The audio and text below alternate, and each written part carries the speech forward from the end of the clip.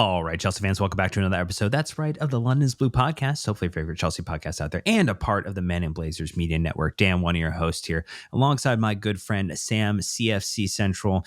And this is our Fulham match preview. That's right, Chelsea taking on Fulham, a little West London rivalry this weekend, and an opportunity for Chelsea to pick up 3 more crucial points in the very early days of a Premier League campaign, an opportunity to take all 3 against a team that has struggled to take even a single point away from their first 2 games of the season. The 1-1 draw against Brighton to start the campaign for Fulham, and then the 1-1 draw against United as well.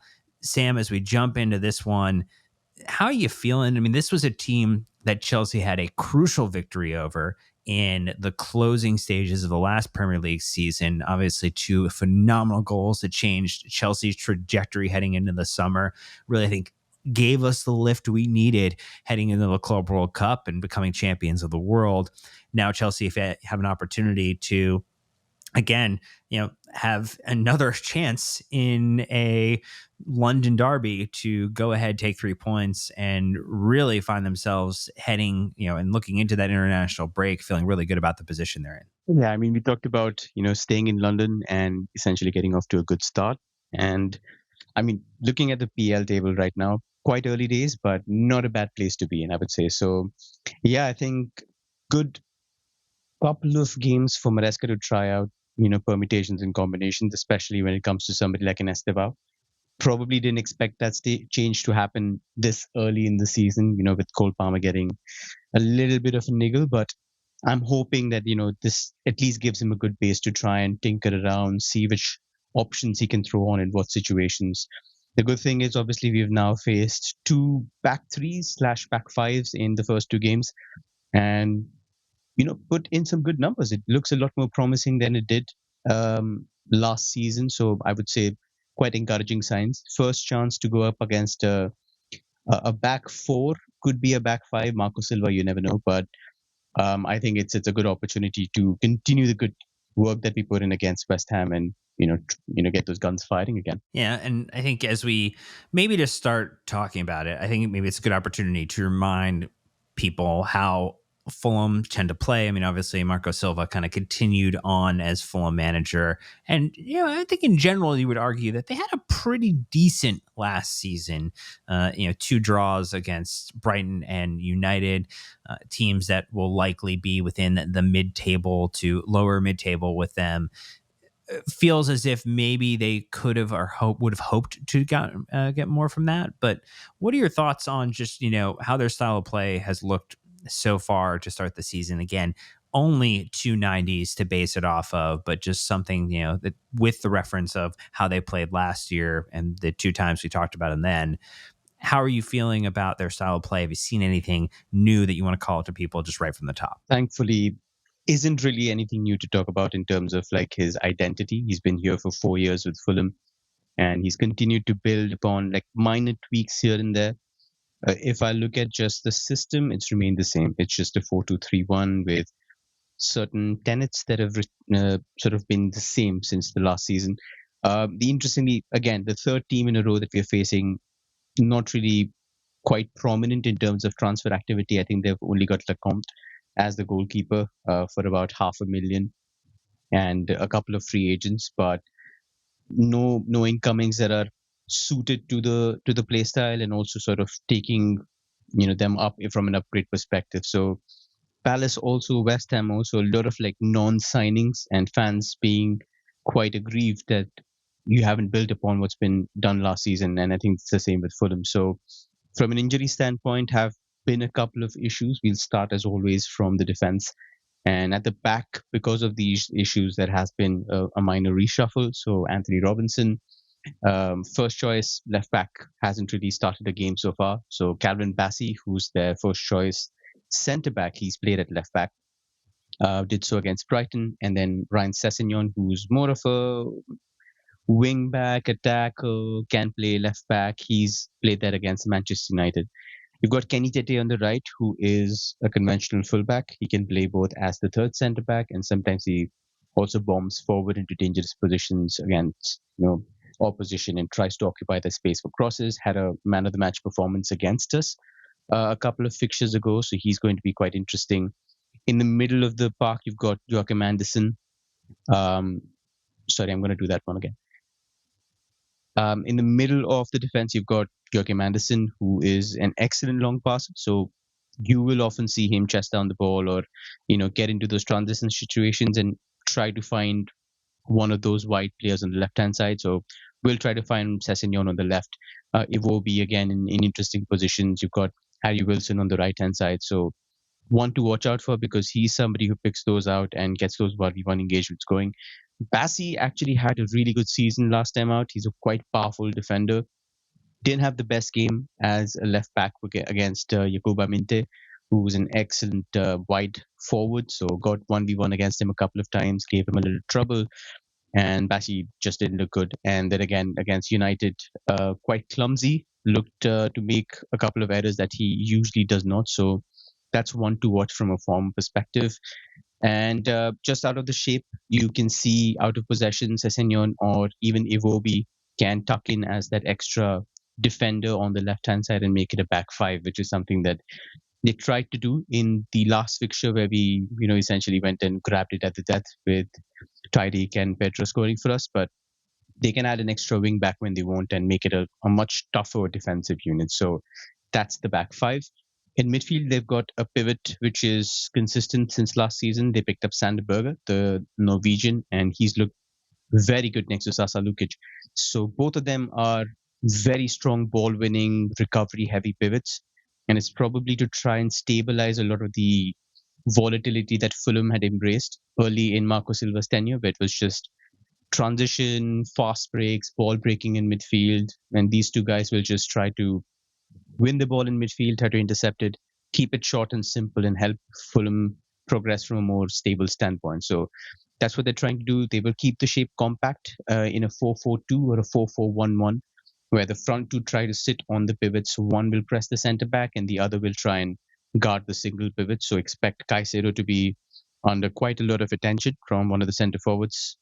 So that's going to be difficult for us to progress centrally, and those midfielders will try to cut out a lot of the supply that we try to put to those central players that essentially make things happen for us. Well, let's take a quick break when we get back. I do want to talk a little bit more about some of the players you mentioned, like Alex Iwobi, and just how he kind of fits in as that like wide playmaker and what the attack has kind of been trying to get up to over these first two games. But stay tuned. We'll be right back. All right, Sam. So walk me through a little bit more and the listeners through just what's been going on with the attack. Again, only 2 goals to start the season. Not like, I mean, you get to play West Ham every week, but that they are trying to find ways to make it happen. And I do think that there are some interesting challenges potentially on the right hand side of our defense and how we're going to have to make sure that we play maybe just a little tighter in that regard. It's quite interesting from, I would say, individual standpoints. The attack, we've talked about the unit before this, but just to pick out somebody like an Alex Iwobi. So he started off as a wide player at Arsenal. Then he was switched to midfield at Everton, where he did really, really well. And now again, he's been shifted to, I would say, what is a hybrid role. So he starts at left wing, but he, like you mentioned, functions more like a wide playmaker. He drifts in, and a lot of the times he will try to find diagonal passes into the box. He was actually their most prominent chance creator from like across all creative standpoints. There was some nice wide outlets at one point in time when we did the preview last season. Fulham were the most aggressive crossers of the ball into the box, so they try to get those early balls in. But it will be somebody who tempers it, provides a lot of openings from the right hand side. He will also try to cut in and essentially shoot directly at goal. That's how he scored against us, if you remember the last fixture. So he's somebody from a threat perspective will offer an all-round kind of threat. He will give you shooting threat. He will also give you a little bit of creativity to try to come in, create issues. And something that you have to be very mindful about is his movement, because a lot of wingers will try to attack the far post, stay wide, keep the width and try to receive. Iwobi, when the ball is on the other flank, tends to come in, tends to go across his fullback, reach into central positions from where he can attack almost as a midfielder, cutbacks when they come into the box. So Gusto or James, whoever it is that starts on the right-hand side, needs to be very, very wary of that, because it's a dangerous outlet when you give him space to shoot from the edge of the box as a left winger. that's probably one of the harder things to mark. So that's something that I would say you have to keep an eye on as a unit as well as from an individual standpoint. The other thing that's important here to notice is that the number 10, Josh King, he is a different kind of 10 to, I would say, Pereira, who's left the club, I think, and not very short, creativity heavy kind of 10. He's more of a Emil Smith Rowe mold, very carry heavy, very dribble heavy at defenders. Will try to take on, will try to give you a little bit of penetration with the ball at his feet. He tries to drop a lot into spaces, but prefers the left hand space. He will try to get into that half space and essentially exploit any gaps that you leave between lines. He also likes taking up positions on the right, but mostly will also be on the left. There was this nice instance of how he functions against United, where he just at the back five just was waiting for one of the centre backs to step out. So Euro tried to step out and stop an attacker receiving in between lines, and then he just curves his runs behind Euro and gets 1v1 with Bayinde.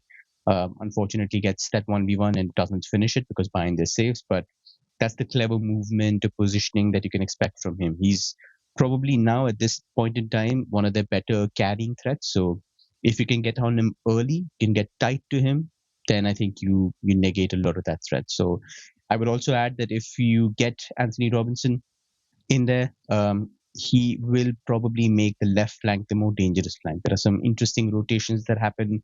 Bassi from left back has gone in and overlapped and underlapped. Robinson, we know, does a lot of running up and down the flank. Then you've got a lot of Iwobi coming in, going out. So expect a lot of overloads on that left hand side. So it'll be quite a busy day for Gusto Kukureya. So yeah, that sort of sums up the early part of attack. And up front, you've got Jimenez, who's a target man, tries to knock down long balls, tries to get other people into play. Rodrigo Muniz offers something slightly more conventional in terms of a 9 profile. He's got 2 goals this season, one for Fulham and one for Manchester United. So yeah, I mean, from a goal standpoint, it hasn't really been free flowing, but 2 draws and just 2 goals. So hopefully they'll again draw a blank there. But individually, I think it'll be quite an interesting challenge for a lot of people in the back line. And then, maybe as we kind of just advance forward too. So, I mean, those are things I think they're going to give Chelsea problems, particularly from Fulham's attack. What about some of the weaknesses that they've run into? Things that, maybe a little bit of a slower midfield, some of the slow challenges that kind of come in here that could, I'm not trying to project it, but I mean, Chelsea getting to play against 10 men would be a very nice advantage to have in a game like this. And, not every player has, I think, come into the season like some of the others for Fulham looking as sharp as they should. So I do think there's areas that Maresca and the players are going to be able to poke at and get a good tune from. But what are you looking at in terms of those weaknesses? Start with the discipline, because that's quite an interesting one. I think 81 yellow cards was the tally last season, which is quite prominent. And when we talk about the midfield pivot, both of them big guys were very good at recovering and essentially getting loose balls and putting in those defensive actions. They do look a little, I would say, in trouble in hot water when there are large gaps to cover. So Sasa Lukic in particular, somebody who ended up with 66 fouls, nearly double than the number second person, Raul Jimenez, in their squad, and had the most yellow cards, tied with Liam Delap with 12. So if you can get him on a booking early, which is quite likely with the amount of ball carrying threat that we have in the middle of the park, and it's just really good combative midfielders in there, then you probably leave a little bit of doubt in there. So I think from a discipline standpoint, from transition standpoint, put them in a lot of trouble early on, targeting that pivot, especially in set pieces, defending set pieces and transition opportunities. If Sanchez can find something central early on from, say, a cross claim, then you can make things happen. We've talked about the left back slot that has looked a little bit of an issue. So Gerard Robinson obviously has been somebody who hasn't started as yet. So even, hat tip to Ollie Glanville here, friend of the pod, who said, Bassi also struggled there. Sessegnon's more of an attacking profile, so he will offer more going up.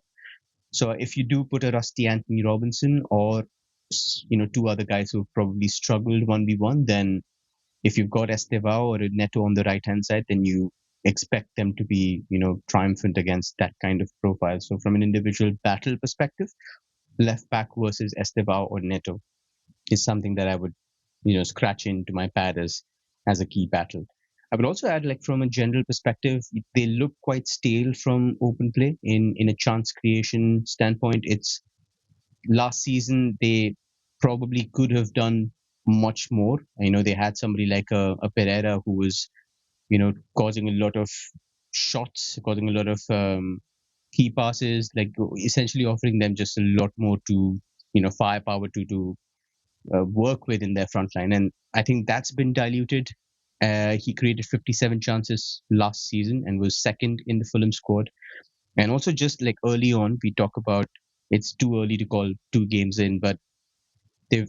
If I were to just pull out the numbers, it's Fulham's top 4 assist providers last season collectively had 27 assists, and the 3 that contributed 21 of those have not yet made a start or they have left the club. So only Alex Iwobi, who has 6 assists, is somebody who's started games.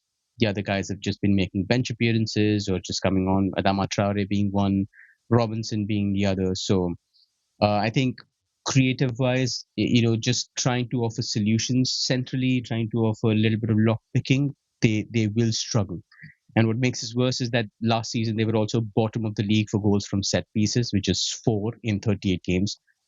So if you look at that threat, I would say from dead ball as well as open play situations, that's something that I would sort of highlight in bold, saying this is something that could be a big issue for them. And the last one is something that's been a consistent issue for them, and you know I think it's a very interesting thing for us because we've lately been very good from set pieces, but Bernd Leno is somebody who's quite poor when commanding his box on aerial deliveries. So set pieces, attacking set pieces for us could be very good. We're trying this new routine with like near post corners to Kukureya flicked on for people. And if you see the Joao Pedro header, that's the kind of zone that Leno struggles in a lot.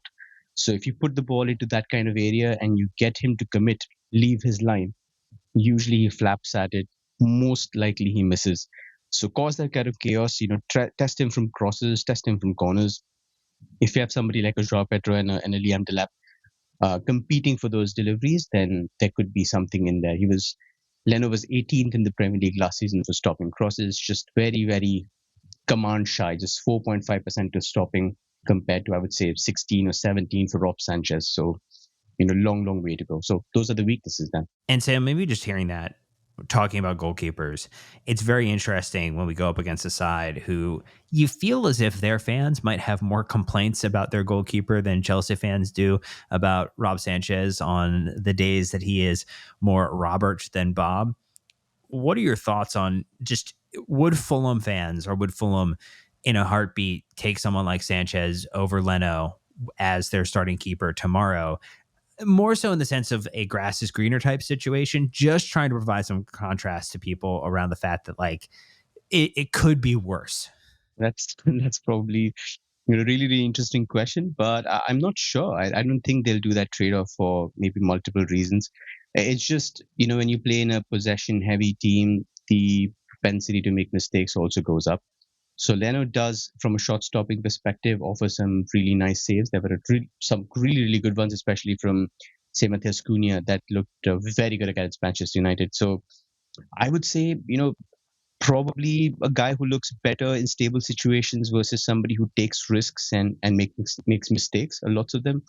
So which one would you choose? I probably will get a lot of flack for this and say that Fulham might prefer somebody like Leno to be there. But I would probably just go with Bob and say, the devil you don't, just push him out and probably get the guy who offers you really good cross claiming, offers you really good aerial stuff, does some really good stuff. So in those situations, so yeah, I mean, occasionally saves the penalty. So Leno has that on him as well. But generally speaking, in terms of what he's doing, how he's improving and improving key, I would probably keep Sanchez. But obviously, Fulham fans look at Leno and say, from a shot stopping perspective, it's the guy we need. But I mean, it's more about like what the perspective is. I would be relatively happy with Sanchez, I guess. Well, something to kind of consider, and I'm sure on YouTube we'll get some comments and questions around why you would or wouldn't choose Leno over someone like Sanchez. But look, we're going to take our last ad break when we get back. It's going to be about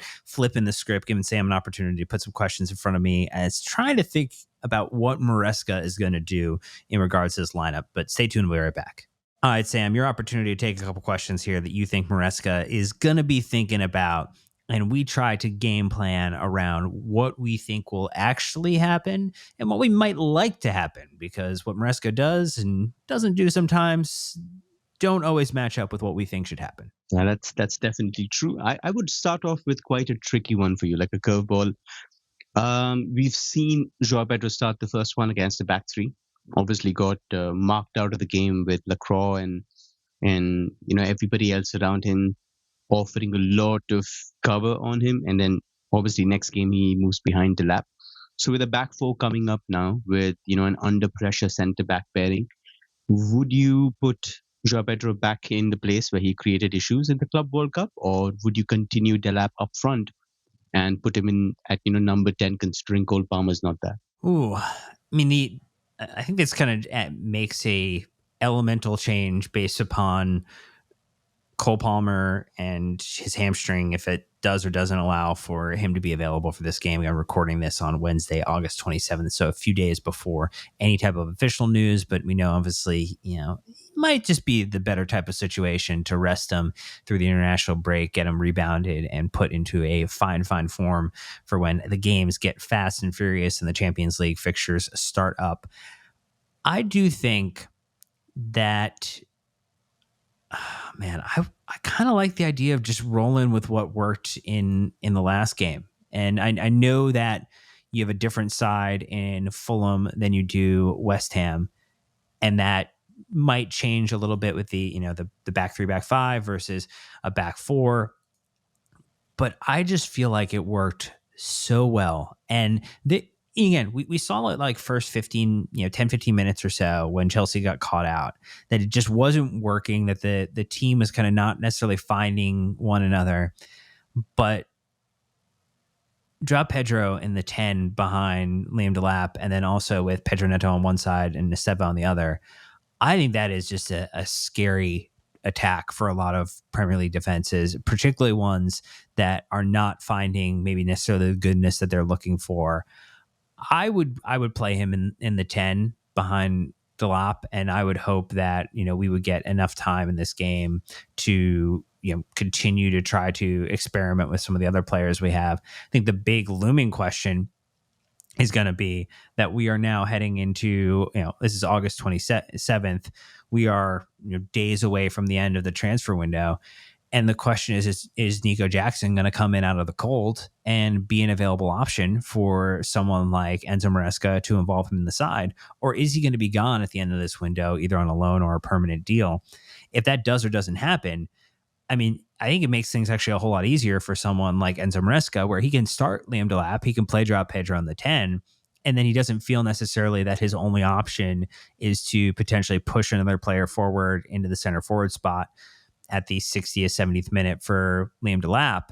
And he then has a little bit more, I think, positional flexibility there. So I think maybe I feel maybe it's a little dependent upon player availability at this given point in time, but maybe you have a different take. Yeah, I think my take is heavily guided by the fact that Cole Palmer isn't available. So I would rather go with, what's worked. Like you said, don't change something that's working for you. And we did point out in the Joao Pedro scouting report that he does work best as an 8. Oh, sorry, as a 10. Behind the centre forward, you want him to be somebody who is not really marked by the centre backs, doesn't have people breathing down his neck at all times. You give him the liberty to move, pick his spots, arrive in the second line and attack that box, and he's going to be sensational. And 1 goal and 2 assists, I believe, in that other game against West Ham absolutely tells you what he does at that standpoint. The only issue is, like you mentioned, who do you have to throw on when things are not working, and how do you adjust it? So Liam Delap off the bench sounds like a very good plan to have. But obviously, if you have Nico Jackson in the mix, then it just adds a lot more chaos. But obviously, I can understand the club saying there's a potential 60, 70 million fee. Also, somebody moving on from the A list that helps you, conform to the UEFA regulations. So there's a lot of stuff going on there, which is a little out of our hands. But I would say Joao Pedro starts at number 10 for me, without a doubt. He's strongest there. I just wish we had two centre forwards to play, in that opening slot and give him the liberty. I don't want Liam Delap to start and then Maresca's looking for solutions at the end of the game if when he wants a goal. It's just a little bit, I think, spreading yourself thin. But, in this game, in particularly just this context, I would say go with Joao Pedro at 10 and then take it from there. All right. Well, what's another one? I think you probably have one or two more here that you're thinking about. So I think one would be probably along similar lines compared to what we did last time out. Back four, probably a lot more room to work with considering both Fulham fullbacks like to bomb forward. So who are you putting in as the wing threat? Neto is taking one flank for sure. So is it Estevao or is it Gittins against the back four? Oh, it's Estevao all day. I mean, I think that is the easier of the two decisions. I mean, particularly, I'm so excited. I know we thought that, there's still going to be growing pains. Like, this is not the perfect article player in any way, shape, or form. And I think that is just the thing you have to continue reminding people who are getting very excited about what Estevao can bring to Chelsea. You talked about, Tete and Anderson there. I think he is going to have a lot of fun.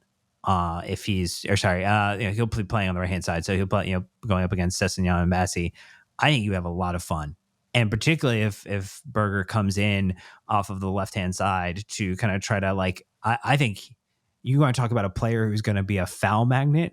He will absolutely put someone on multiple yellows in this game. Like, I think he's going to draw a ton of cautions if he plays to start. And I think that is a fun little wrinkle in terms of what does that end up doing to how expressive Fulham can or can't be, and puts Fulham in a really, really dangerous spot, I think, very early. I would actually go early on the ledge prediction. I'm just going to give you a bonus one. Estevao absolutely wins not one yellow card from a Fulham player if he starts. I think he's going to put two players on yellow cards in this game. That is a kind of interesting wrinkle on the ledge. We're getting ambitious with it. I appreciate that, Dan. You've always been quite safe and secure with even your on the ledge. This is going out of the way. I appreciate that very much. So 2 yellow cards drawn from Esteva. I think that's a very, very good bet. I completely agree with everything that you said. I would also say it's a very good game for Gittins to be in there.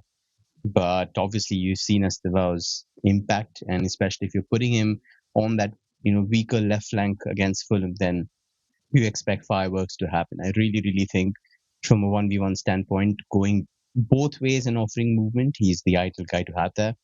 So even if Maresca says, okay, Pedro Neto is good enough to go and cause a little bit of havoc on the right-hand side and we get Gittins on the left, I mean, I can understand that decision, but I would much rather prefer Estevao to be there. So I think we are on the same page, and I expect Estevao to cause a lot of havoc. I think he's going to have another assist and hopefully becomes one of the youngest players in the PL era to score for Chelsea. Oof, that would be quite delicious if that were to take hold.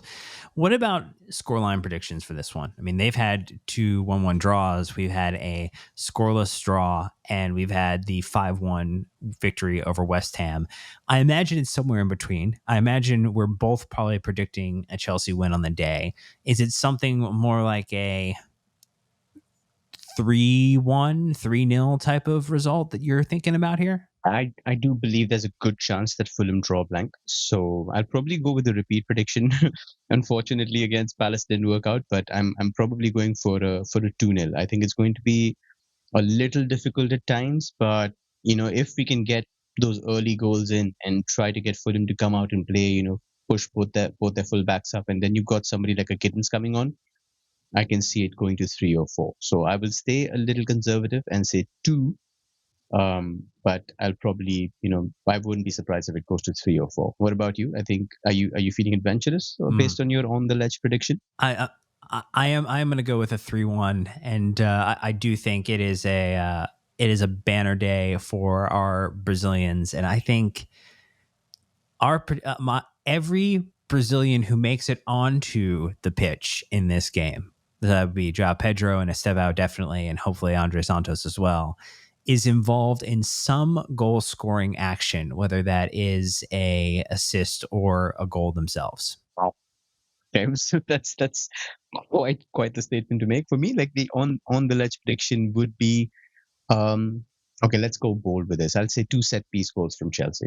How about that? Oh, I like that. I like that a lot. Who do you have as your? I guess maybe who do you think then is the most likely to score on a set piece at the moment? Then, Well, I would love some Tosin homecoming action there. So I probably like put in a little bit of a marker on Tosin, but I wouldn't be surprised if it's Joao Pedro again popping up with something. Also feels like a good time for putting a little bit of money on Liam Delap popping in with something. So I would say those 3 players are quite there. So sure. How about you? Who's your most likely to open the scoring? Oh, I think Joao Pedro is just going to continue having a fine run of form here. My question was going to be, is what level of celebration does Tosin have if he were to score the goal, a headed goal off of a set piece in your on the ledge prediction, just to round it out and make sure we have it all on record? Probably one of his Uncle Tosin, quite level-headed, celebrations. Just bounces into ecstasy, but realizes the beautiful times, nostalgia, and then just mellows down. Probably hugs someone and then claps the Fulham fans. So quite a mature, not crazy kind of celebration. So I'd pen that in.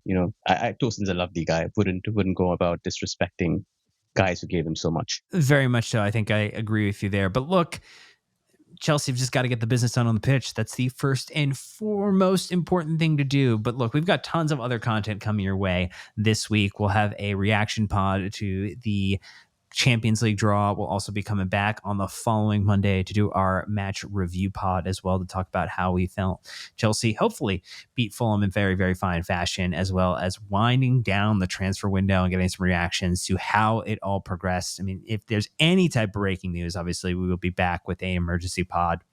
And then if we do sign or bring on new players, Sam and I will be back for a player profile podcast as well too. But that's going to do it for this episode. So thank you so much for listening. Don't forget to like and subscribe and comment on the videos on YouTube. That's always super appreciated.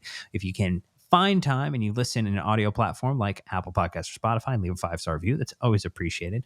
And you can join us in our Discord community in a free or paid capacity, have some fun chatting during the matches and other times of the season. And then you can also sign up for our free weekly newsletter, the London's Blue Dispatch. All great ways to support the podcast. But until next time, Chelsea fans, you know what to do. Keep the blue flag flying high.